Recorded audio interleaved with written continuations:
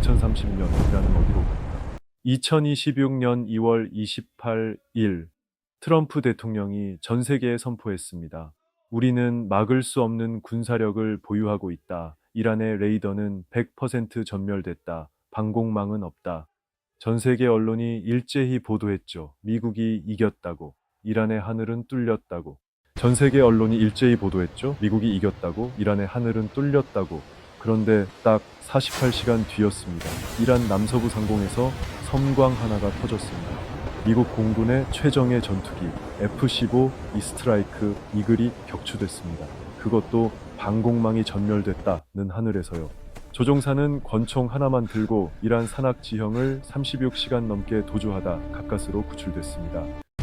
같은 날 A-10 공격기도 호르무즈 해협 인근에서 추락했고 구조하러 간 블랙호크 헬기 2대도 피격됐습니다. 미군 전투기가 적의 화력에 격추된 건 2003년 이라크전 이후 무려 23년 만의 일이었습니다. 자, 여기서 진짜 질문이 시작됩니다. 한 달 넘게 미국이 두들겨 팬 이란이 어떻게 여전히 F-15E를 격추할 수 있었을까요? 이란 혼자서 했을까요? 절대 아닙니다. 오늘 뉴스 행간이 파헤칠 이야기는 바로 이겁니다.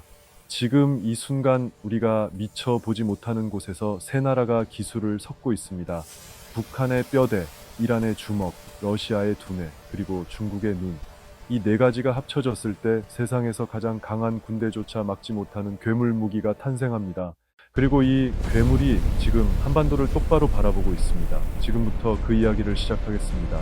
먼저 가장 오래된 축부터 들어가겠습니다. 북한의 이야기입니다. 1979년 이란에서 이슬람 혁명이 일어났습니다. khomeini가 팔라비 왕조를 뒤집어 엎고 새로운 정권을 세웠죠. 그리고 딱 1년 뒤인 1980년 이라크가 이란을 침공하면서 8년간의 지옥 같은 전쟁이 시작됩니다. 이때 이란 옆에 슬쩍 다가온 나라가 있었습니다. 북한입니다. 북한은 이란에 10억 달러 규모의 무기와 군사 훈련을 제공했습니다. 이게 두 나라 관계의 시작이었죠. 그리고 1987년 결정적인 거래가 이루어집니다. 북한이 화성-5, 즉 스커드-B 미사일 기술을 이란에 넘겼습니다. 이게 뭐가 중요하냐고요? 이 순간부터 이란 탄도미사일의 뼈대는 전부 북한 설계가 됩니다. 그 샤하브 1, 샤하브 2, 샤하브 3, 가르드, 에마드, 호람샤흐르. 2026년 이란 전쟁에서 이스라엘과 걸프 지역을 타격한 이란의 미사일들, 사실은 전부 북한에서 태어난 기술의 자식들입니다. 40년간 북한은 5세대의 미사일 기술을 이란에 넘겼습니다. 사거리 300km짜리에서 시작해서 2500km짜리까지, 그리고 지금은 ICBM, 즉 대륙간 탄도미사일 부스터 기술까지 흘러가고 있습니다. 2026년 이란 전쟁이 시작되자마자 이 두 나라의 관계가 완전히 다른 차원으로 올라갑니다. 이란이 미사일을 실제 전장에서 쏘기 시작했거든요. 어떤 미사일이 패트리엇을 뚫었는지, 어떤 미사일이 요격됐는지, 어떤 각도에서 들어올 때 방어망이 빈틈을 보이는지, 이 모든 전장 데이터가 실시간으로 쌓였습니다. 그리고 이 데이터가 북한으로 역방향 송신됩니다. 군사 전문가들은 이걸 피드백 루프라고 부릅니다.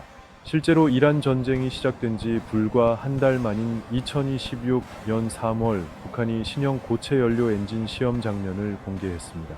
추진력이 전년 대비 무려 30% 향상된 엔진이었습니다. 군사 전문가들은 러시아의 기술 지원을 받았을 가능성이 높다고 분석했고, 이 엔진은 다탄두 ICBM으로 가는 핵심 부품입니다. 자, 정리해 보겠습니다. 북한이 이란에 기술을 팔고 이란이 전쟁에서 그걸 써보고 그 결과를 북한이 받아서 더 무서운 무기를 만드는 겁니다. 이건 단순한 무기 거래가 아닙니다. 서로가 서로를 강하게 만들어주는 살아있는 기술 생태계입니다. 자, 이제 진짜 충격적인 숫자를 하나 보여드릴게요. 2026년 3월 30일 이란 국영통신이 발표했습니다. 3만 원짜리 드론이 1조 원짜리 미군 조기 경보기를 파괴했다. 정확히는 2만 달러, 약 3천만 원짜리 샤헤드 136 자폭 드론이 6억에서 7억 달러, 우리 돈 약 1조 원에 달하는 23센트리 공중조 기경보통제기, 즉 AWR AC-S를 파괴한 겁니다. 이란이 전쟁 첫 주에 드론을 몇 대나 날렸는지 아십니까? 2100대입니다. 미국은 이걸 막기 위해 딱 4일 만에 패트리엇 미사일 800발 이상을 소모했습니다. 이게 얼마나 많은 양이냐면 우크라이나가 3년간 지원받은 패트리엇보다 200발이 많은 양입니다. 4일 만에요. 2만 달러짜리 드론 하나를 잡는데 400만 달러짜리 패트리엇을 쏴야 합니다. 200배의 비용 차이입니다. 이 전쟁 같은 수준의 공격이 1년에 10번만 반복돼도 미국과 동맹국이 지출해야 할 요격 비용은 500억에서 1000억 달러 수준이라는 분석이 나옵니다.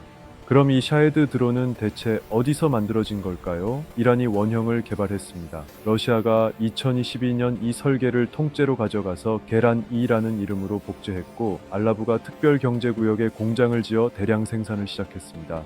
2025년 기준으로 한 달에 3,000대, 목표는 하루에 1,000대입니다.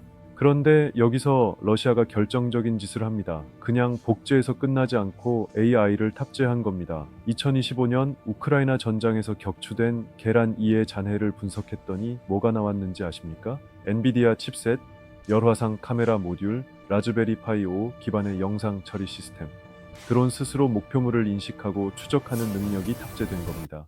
2026년 1월에는 스타링크 인터넷으로 원격 조종되는 계란2까지 확인됐습니다. 그리고 우크라이나 군 정보국장 부다노프가 공식 확인했습니다. 러시아가 이 AI 강화 드론 기술을 북한에 이전하는 합의가 이루어졌다고요. 이제 순환 구조가 보이시죠? 이란이 드론 원형을 러시아에 줬고 러시아가 AI를 탑재해서 업그레이드했고 그 업그레이드된 기술이 다시 이란으로 그리고 북한으로 흘러갑니다. 매 한 바퀴를 돌 때마다 AI가 더 깊이 박혀서 돌아오는 겁니다. 2026년 이란 전쟁에서 UAE의 드론 잔해를 분석했더니 러시아 이젬스크 쿠폴 공장에 시리얼 넘버가 찍힌 계란2가 나왔습니다. 이란이 원형을 제공하고 러시아가 AI를 달아서 만든 드론이 다시 이란의 손에서 UAE 상공을 날고 있었던 겁니다. 이 삼각 순환이 지금 세계에서 가장 빠르게 진화하는 무기 개발 생태계입니다. 그런데 진짜 핵심이 아직 남았습니다. 뼈대도 있고 드론도 있습니다. 근데 이게 다 그냥 날아다닌다고 강한 게 아닙니다. 눈이 있어야 합니다. 어디를 겨냥해야 하는지 알아야 하거든요. 바로 여기서 중국이 등장합니다. 이란 미사일이 얼마나 정확한지 아십니까? 원래 샤하브 3 미사일의 CEP는 2500m였습니다. 이게 어느 정도 수준이냐면 서울로 치면 광화문 광장을 겨냥해서 쐈는데 강남 어딘가에 떨어지는 수준입니다. 도시를 겨냥하는 공포 무기였지 정밀 타격 무기가 아니었어요. 그런데 2026년 이란 전쟁에서 이란 미사일이 극도로 정확해졌습니다. 프랑스 전 대외정보국장이 직접 8개월 전 전쟁과 비교해 이란 미사일이 훨씬 더 정확해졌다고 확인했습니다. 무슨 일이 있었던 걸까요? 2025년 6월 12일 1차 이스라엘-이란 전쟁이 터졌을 때입니다. 이스라엘이 GPS 교란 장치를 대규모로 가동해서 이란 드론과 미사일의 유도 시스템을 마비시켰습니다. 이란이 11일 만에 결정을 내립니다. GPS 수신을 전국적으로 차단하고 중국의 베이더우 위성 항법 시스템으로 완전히 전환하겠다고요. 중국 주이란 대사관이 공식 확인했습니다. 베이더우의 군사급 B3A 신호는 복잡한 주파수 도약 기술을 써서 사실상 교란이 불가능합니다. 그 결과 이란 미사일의 CEP가 5m 이하로 떨어졌습니다. 2500m에서 5m, 500배 정밀해진 겁니다. 베이더우의 단문 통신 기능은 비행 중인 드론이나 미사일과 2000km 거리에서 실시간 양방향 통신을 가능하게 합니다. 중국 정찰 위성이 표적 지역에서 패트리엇 포대나 F-35를 포착하면 560비트짜리 지시 패킷을 위성을 통해 비행 중인 드론의 전송에서 실시간으로 회피 기동을 지시할 수 있다는 겁니다. 날아가면서 알아서 경로를 바꾸는 미사일이요. 군사 분석가들은 이 구조를 이렇게 표현합니다. 중국의 눈, 이란의 주먹, 여기에 북한의 뼈대까지 더하면 완성이죠. 미사일 동체는 북한, 정밀 유도는 중국 베이더우, 표적 정보는 러시아와 중국의 위성. 어느 한 나라도 단독으로는 이 능력을 만들 수 없습니다. 그런데 생태계가 함께 돌아가면 세계 최강 군대도 막지 못하는 무기 체계가 탄생합니다. 2026년 3월 10일 워싱턴 포스트가 충격적인 보도를 했습니다. 미국이 한국에 배치된 사드의 일부를 중동으로 이동시키고 있다는 겁니다. 연합뉴스가 이를 확인했고 실제로 인도태평양 지역에 배치된 패트리엇 비축분까지 중동으로 차출됐다는 보도가 이어졌습니다. 사드가 빠졌습니다. 한반도의 북쪽 하늘을 지키던 방패가 중동으로 이동한 겁니다. 이걸 가장 예리하게 보고 있는 눈이 어디에 있을 것 같습니까? 평양입니다. 김정은은 2026년 3월 23일 최고인민회의에서 이렇게 선언했습니다. 오늘의 현실이 우리 국가의 전략적 선택의 정당성을 명백히 증명한다. 직접적으로 이란 전쟁을 지목하면서 한 말입니다. 무슨 뜻인지 번역해 드리겠습니다. 봐라, 핵이 없으면 공격받는다. 우리가 핵을 만든 건 옳은 선택이었다. 이게 그냥 정치적 발언이 아닙니다. 지난 30년간의 역사를 보면 이 논리가 얼마나 강력한지 알 수 있습니다. 이라크의 후세인은 핵 개발을 포기했다가 2003년 미국에 점령당했고 교수형을 당했습니다. 리비아의 카다피는 서방과 협상해서 핵을 포기했다가 2011년 나토의 공습에 정권이 무너지고 시민들에게 살해당했습니다. 그리고 이란은 핵 협상을 진행하는 도중에 2차례나 폭격을 당했습니다. 북한만 핵을 쥐고 버텼고 공격받지 않았습니다. 그리고 정확히 반대쪽에서 이란도 교훈을 뽑아내고 있습니다. 이란 정권 내부에서는 전쟁 이후 NPT를 탈퇴하고 핵무기를 개발해야 한다는 목소리가 커지고 있습니다. 북한을 보면서 핵을 가졌으면 미국이 감히 공격하지 못했을 것이라는 생각이 확산되는 겁니다. 두 나라가 서로 다른 방향에서 같은 결론을 향해 달려가고 있습니다. 핵이 있어야 살아남는다는 결론으로 이제 앞서 던진 질문으로 돌아가겠습니다. 방공망이 전멸됐다던 이란 하늘에서 어떻게 F-15E가 격추됐을까요? 이란 혁명수비대는 신형 방공 시스템으로 격추했다고 발표했지만 구체적인 무기는 밝히지 않았습니다. 전문가들이 분석한 후보 무기들을 보면 이야기가 흥미로워집니다. 러시아가 이란에 공급한 베르바 휴대용 대공 미사일, 여기서 더 기가 막힌 전술이 나옵니다. 러시아가 이 베르바 미사일을 샤헤드 드론 위에 탑재해서 날리는 기술을 개발했다는 겁니다. 드론이 미사일을 싣고 고고도까지 올라가서 쏘는 방식입니다. 드론이 미사일 발사대가 된 거예요. 그리고 중국이 공급한 이동형 지대공 미사일 시스템도 거론됩니다. 미국의 공습으로 고정 방공망이 파괴됐지만 이동 시기라 위치를 계속 바꾸면서 살아남은 겁니다. 중요한 건 어떤 무기가 격추했느냐가 아닙니다. 미국이 한쪽 노드를 제거하면 다른 노드가 보충하는 구조 자체가 문제입니다.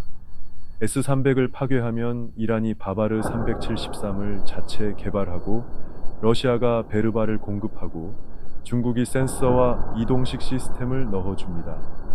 이란 방공의 복원력은 이란 혼자의 능력이 아닙니다. 크링크 생태계 전체의 산물입니다.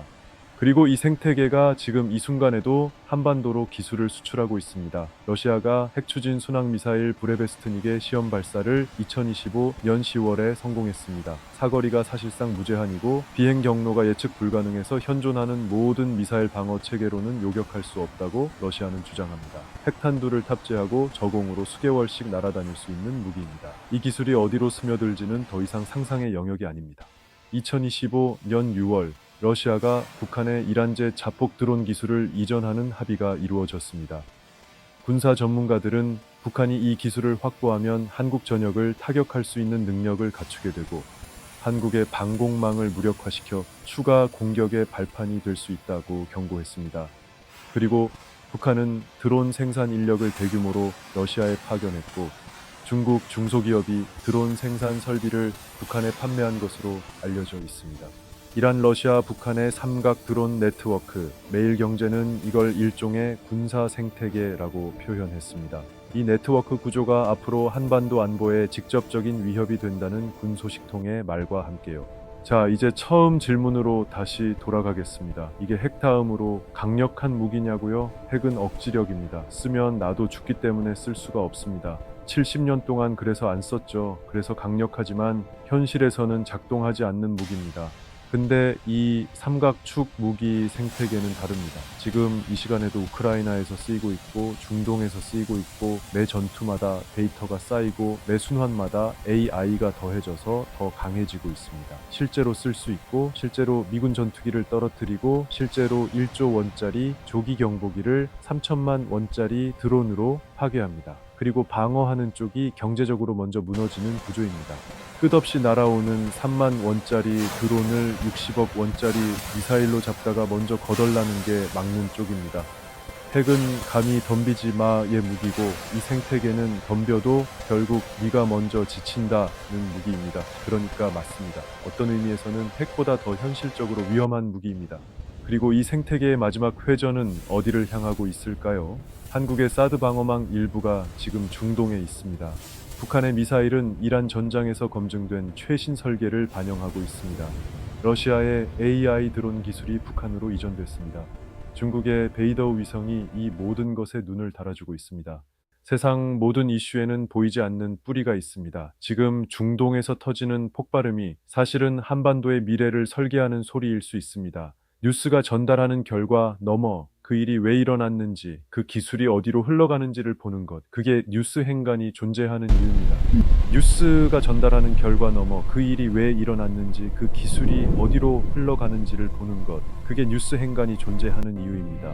오늘 영상이 도움이 되셨다면 구독, 좋아요, 댓글로 함께 해주세요. 다음 영상에서는 이 삼각축이 실제로 한반도 방어선을 어떻게 바꾸고 있는지, 그리고 한국이 지금 이 상황을 어떻게 준비하고 있는지를 파헤쳐 보겠습니다. 뉴스 행간이었습니다.